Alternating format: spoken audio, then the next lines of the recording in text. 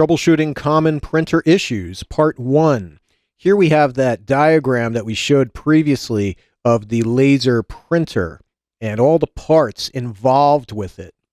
It's a good idea to know all these components and also remember your printing process, that laser printing process that we talked about.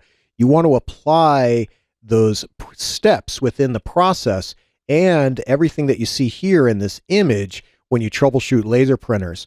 And the focus of what we're going to do here is laser printers, but some of what we talk about can be applied to other printers as well. But again, we're going to focus on the laser printer. That's the most important for the exam and for working in the field. So the first issue, paper jams or creased paper. How many times have you seen this problem where paper gets jammed up in a variety of places? Well, here's what you do to fix it. First of all, you turn the printer on and off in the hopes that the printer will clear the jam by itself, and that's known as power cycling the printer. If that doesn't work, you'll have to open the printer and move on to step 2. Make sure you turn the printer off and unplug it before you do open it.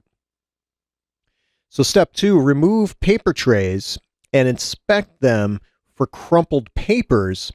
And if you find any, those can be removed by grabbing both ends of the paper firmly and pulling it or rotating the rollers to remove it.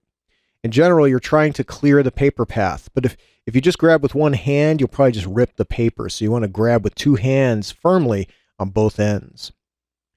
Then verify that the right paper type is in the printer. If the paper's too thin or too thick, it could cause a paper jam. Also watch out for paper that has been exposed to humidity.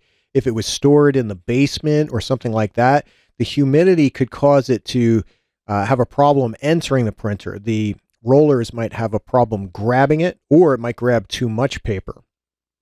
Next, check for dirty or cracked rollers.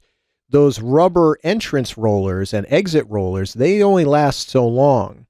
A temporary fix is to clean those, and a lot of the maintenance kits for printers will have a special cleaner for those rubber rollers.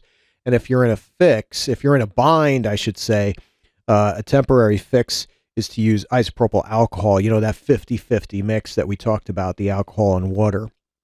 And of course, a permanent fix would be to replace those rollers, and that's part of the maintenance kit for most laser printers.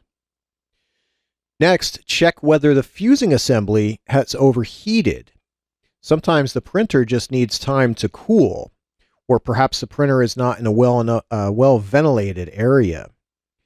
And in some cases, the fuser might need to be replaced, or the fusing rollers might have grabbed the paper. So there's a lot of possibilities there. And the fusing assembly can usually be removed with a couple screws. You can get rid of that entire assembly if need be. And finally, check the entire paper path. A duplexing printer, one that prints on both sides, will have more complicated and longer paper paths. And that means more chances for the paper to get jammed.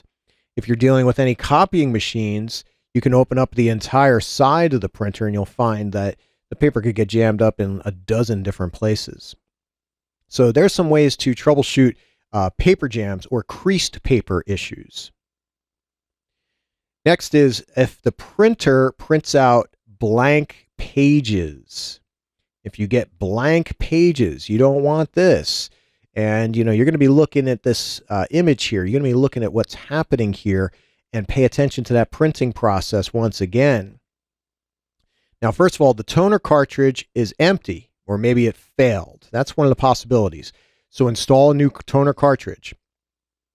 And toner cartridge failures could be associated with the developing and the transferring steps of the laser printing process. And the developing stage is being the most common. In most cases, you're just going to replace that entire toner cartridge. Now, sometimes you'll see that the toner cartridge was installed and the sealing tape wasn't removed. There's that tape that you have to pull out of it. So sometimes you'll get that also, and the printer will just print out blank pages, or the pages will get jammed up because that tape is in the way. And finally, it's possible that the transfer corona wire here has failed.